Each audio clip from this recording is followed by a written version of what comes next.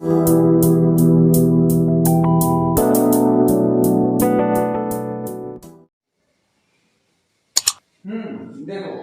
यहाँ पे ये जो दे रखा है ना कि इसका surface area minimum, curve surface area minimum होगा जब इसकी जो अल्टीट्यूड है या √2 इंटू इसकी रेडियस के बराबर जाए, जबकि इसका वॉल्यूम भी दे रखा है। तो यहाँ से वॉल्यूम से मैंने ये निकाल लिया था कि v = 1.3 πr²h, यहाँ से r² इंटू में h इक्वल टू, इसको इधर भेज दिया और इसको मान लिया कि ये k के बराबर है। तो ये तो ठीक है, यहाँ से r² इंटू h अपान में k ये हमें मिल चुका है। तो यहाँ से r² इक्वल टू क्या मिल रहा था, या h इक्वल टू क्या मिल जाएगा, h इक्वल टू अगर रख दें तो h इक्वल टू मिल जाएगा k अपान में r², ये मिल गया। अब यहाँ पे l की वैल्यू हम फाइंड कर लेते हैं। तो सिंस l² इक्वल टू क्या होता है, h² प्लस r² होता है। यहाँ से इसका CSA लो, सिंस CSA को c से अगर रिप्रेजेंट करें तो ये है πrl, यहाँ पे r² आ रहा है ना, इस l को हमें चेंज करना है। l को चेंज करने के लिए क्या करो कि इसको स्क्वायर कर दो। तो therefore c² equal to π² r² into में l²। इस l² के प्लेस पे l² की वैल्यू ट्रांसफर कर देते हैं। ये हो जाएगा π² r² into h² plus r², ये कुछ ऐसा हो जाएगा। और इसको क्या करें, π² इंटू r² इंटू, अच्छा r² के प्लेस पे अगर हम चाहें तो या तो h के प्लेस पे k अपान में r² रख सकते हैं। तो h के प्लेस पे इसमें k अपान में r² रख दें तो ये हो जाएगा इंटू h के प्लेस पे k अपान में r², तो ये होगा k अपान में r² का होल स्क्वायर और प्लस में r², कुछ ऐसा हो जाएगा π² इंटू r², और ये हो जाएगा k² अपान में r⁴ प्लस r का स्क्वायर। इसका अंदर मल्टीप्लाई कर दो तो π² बाहर हो गया, r² इसमें जाएगा तो r² एक r² कैंसिल होकर के ये बन जाएगा k² अपान में r² प्लस इसका इसमें नहीं होगा तो r⁴ बन गया। ठीक है, ये कुछ ऐसा आ जाएगा। अब यहाँ से ये जो c² है ये तो पूरा का पूरा कांस्टेंट है, तो चाहे तो हम π² को भी इसके नीचे भेज देते हैं। तो ये हो जाएगा c² अपान में π², ये भी कांस्टेंट है, π² को मैं यहाँ से हटा दिया। और इसको मैं मान लेता हूँ, कुछ और मान लेते हैं, जैसे मान लीजिए कि p है, मतलब इसको डिफरेंशिएट करने में इजी हो जाएगा। तो p इक्वल टू c² अपान π², ये कांस्टेंट है तो इसको हमने सपोज कर लिया। तो p इक्वल टू मिल गया k² अपान में r² प्लस r⁴। अब इसको दो बार डिफरेंशिएट कर दो बेटा, तो p' इक्वल टू क्या मिल जाएगा, k² तो रहेगा 1 अपान r², तो r² ऊपर गया तो -2 इंटू में r⁴ कितना हो जाएगा -3 प्लस r⁴ का कितना हो जाएगा तो 4r³ हो जाएगा। अब उसके बाद इसका p" निकाल दें तो ये कितना हो जाएगा k² इंटू -2 इंटू -3 r⁴ हो गया प्लस में 4r³ हो जाएगा। 4r³ नहीं सॉरी 3 पहले आएगा तो ये 12r² बन जाएगा। इसका मतलब ये हो गया कि ये 3 2 6k² अपान में r⁴ और ये प्लस में हो गया 12r⁴, और इसको यदि सिंप्लीफाई कर लें तो ये क्या बन रहा है -2k² अपान में r³ प्लस 4r³ ये मिल जाएगा अपने को। 5 डेरिवेटिव ये मिल गया, सेकेंड डेरिवेटिव मिल गया। 5 डेरिवेटिव से हमें क्या फाइंड करना है, 5 डेरिवेटिव से हमें फाइंड करना है क्रिटिकल पॉइंट। तो देयरफॉर फॉर क्रिटिकल पॉइंट क्या मिलेगा बेटा, यहाँ से p' इक्वल टू -2k² अपान में r³ plus 4r³ equal to में 0, ये मिल जाएगा। अगर इसका एलसीएम ले लें तो इसको उधर भेज देते हैं तो ये हो जाएगा 4r³ इक्वल टू 2k² अपान में r³ को इधर लेके आ जाए तो हमें क्या मिल जाएगा, ये r³ इधर आ गया तो 4r⁶ इक्वल टू 2k², 2 से कट करके 2 हो गया तो देयरफॉर आर की power 6 equal to K square upon में 2 या R cube equal to R cube का होल स्क्वायर इक्वल टू कितना हो जाएगा के स्क्वायर अपन में 2। Therefore R cube equal to इसका स्क्वायर हटाया तो के अपान में रूट अंडर 2 मिल जाएगा बेटा। आर क्यूब इक्वल टू कितना मिल गया के अपान में रूट अंडर 2। तो देयरफॉर यहाँ से आर इक्वल टू कितना मिला आर इक्वल टू तो देखो इसका क्यूब रूट लग जाएगा मतलब के अपान रूट अंडर 2 की होल पावर 1/3 ये मिल गया बेटा हमें रेडियस। अब ये देखना है कि क्या इस रेडियस पर इसका जो सरफेस एरिया है कर्व सरफेस एरिया वो मिनिमम है। तो रख देते हैं बेटा इसको पी डबल डैश में। तो आप यहाँ पी डबल डैश में रख दो। तो therefore P double dash equal to रखो इसमें देखो 6k square upon 6k square upon में आर के प्लेस पे ये रख दें तो ये हो जाएगा k अपॉन में रूट अंडर 2 की होल पावर 1/3 की होल पावर 4 क्योंकि यहाँ पे 4 लगा है प्लस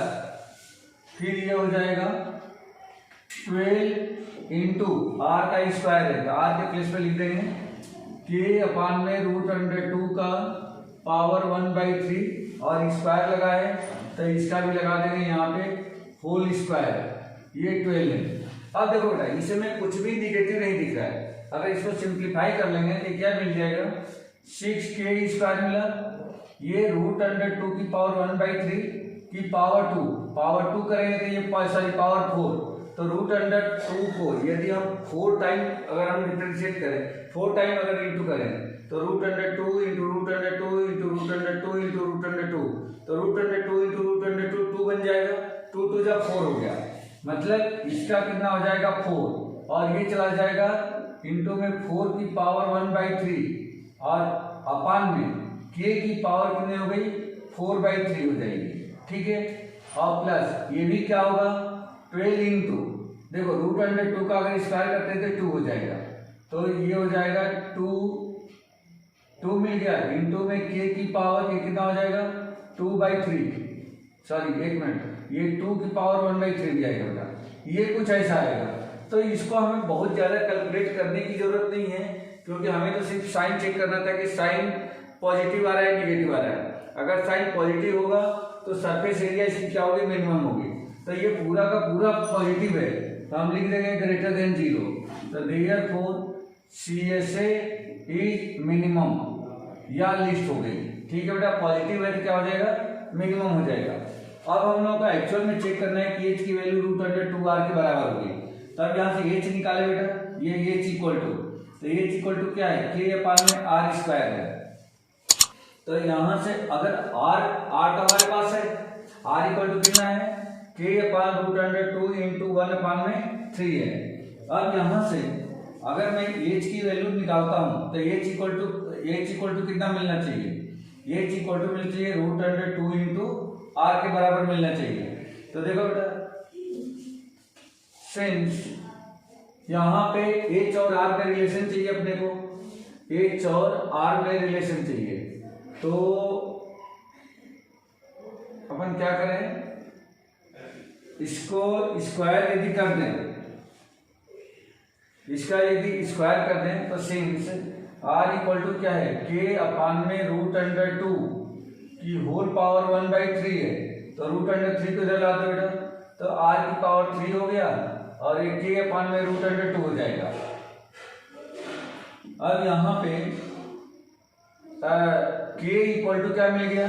तो रूट अंडर 2 इंटू r का क्यूब मिला ठीक है। k इक्वल टू क्या लिख सकते हैं k तो देखो बेटा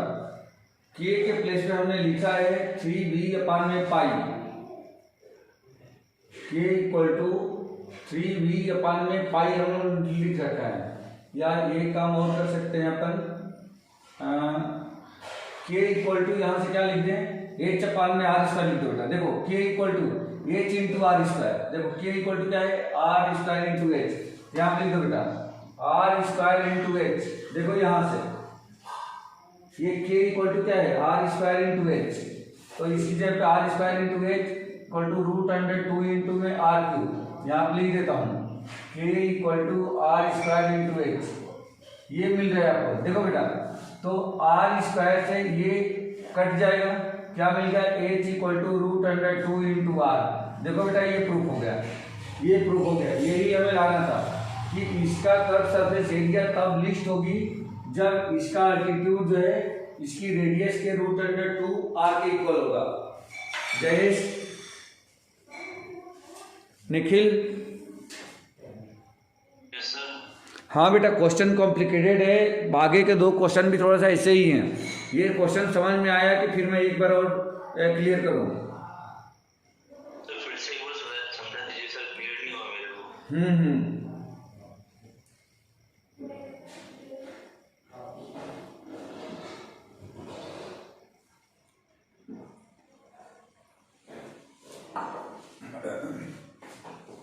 देखो बेटा, एक्चुअल में इस क्वेश्चन में ये दिया गया है कि एक सर्कुलर कोन है जिसका वॉल्यूम अगर दिया गया हो, वॉल्यूम गिवन है बेटा, ये गिवन है। अगर वॉल्यूम गिवन हो तो उसकी कर्व सरफेस एरिया मिनिमम होगी कब, जब इसका अल्टीट्यूड इसकी रेडियस के क्या हो, √2 आर टाइम के बराबर हो। इसकी जो रेडियस है या रेडियस के, अगर इसका अल्टीट्यूड h इसकी रेडियस के √2 टाइम के इक्वल हो, ठीक है बेटा। तो यही हमें प्रूव करना है कि इसका कर्व सरफेस एरिया मिनिमम तब होगा जब इसका अल्टीट्यूड यदि इसकी रेडियस के √2 टाइम के इक्वल हो। बस यही कब, यदि उसकी वॉल्यूम जो है गिवन हो। तो मैंने यहाँ पे क्या करा, यहाँ सबसे पहले इसका जो वॉल्यूम दिया गया था मैंने वॉल्यूम ले लिया, volume equal to 1/3 pi R square H, यही कोन का वॉल्यूम का फॉर्मूला होता है। मैंने इसमें से क्या करा कि ये जो आर स्क्वायर एच है, आर स्क्वायर एच की वैल्यू हमने निकाल लिया, तो 3 को इधर भेजा, पाई को नीचे भेज दिया, ये 3v/पाई। अब देखो बेटा 3v/पाई ये क्या है, पूरे कांस्टेंट है, या वॉल्यूम कांस्टेंट है, पाई कांस्टेंट है, 3 कांस्टेंट है। तो इसकी जगह पे अपने सिंप्लिसिटी के लिए मैंने मान लिया कि ये k के बराबर है, यहाँ पे लिख दिया है k इक्वल टू 3v/पाई। तो R square H equal to k लिख लिया, यहाँ से h की वैल्यू निकाल लिया, तो k/r स्क्वायर, ये h बराबर हमने निकाल लिया। अब इसमें 10th क्लास में 9th क्लास में हम लोग पढ़ के आए थे कि एच, आर और एल में, एल क्या है, इसकी स्लैंट हाइट है, इन तीनों में रिलेशन क्या होता है, L square equal to H square plus R square होता है।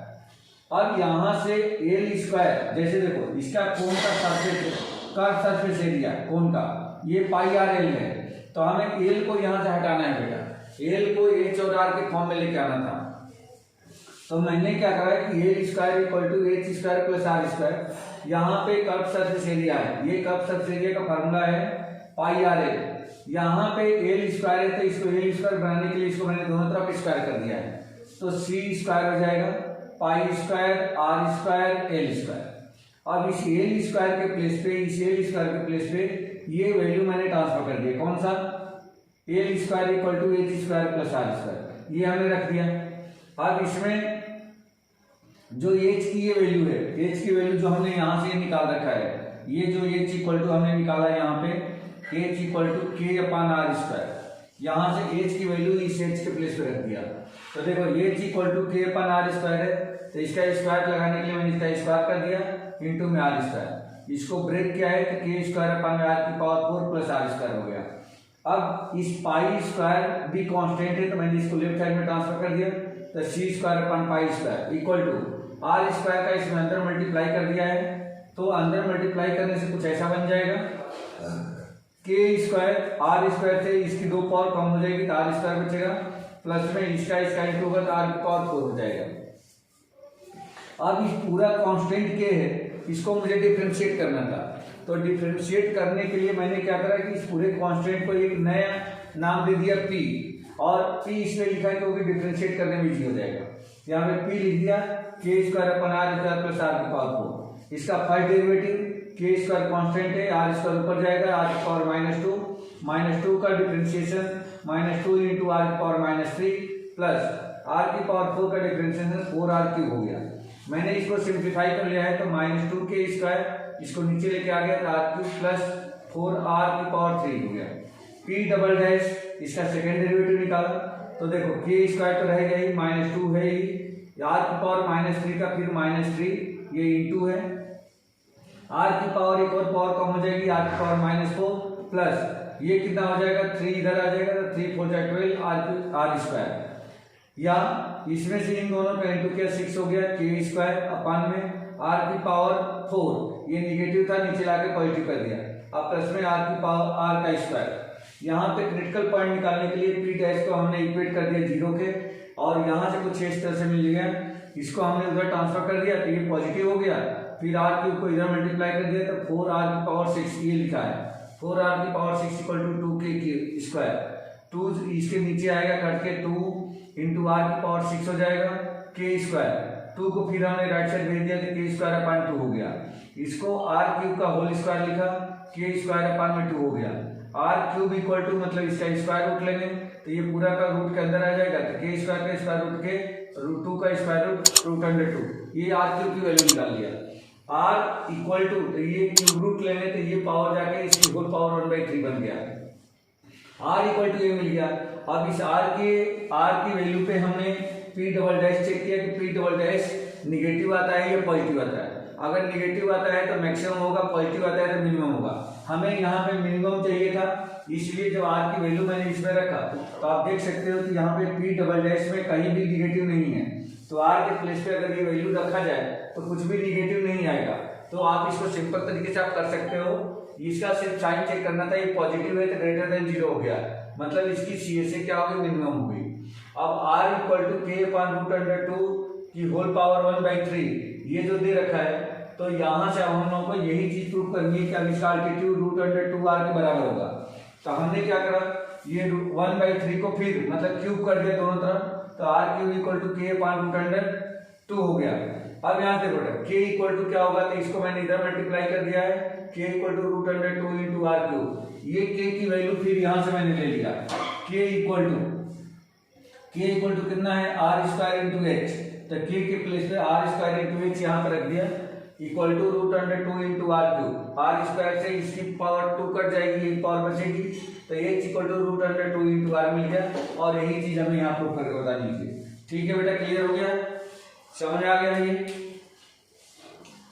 Yes sir. ओके।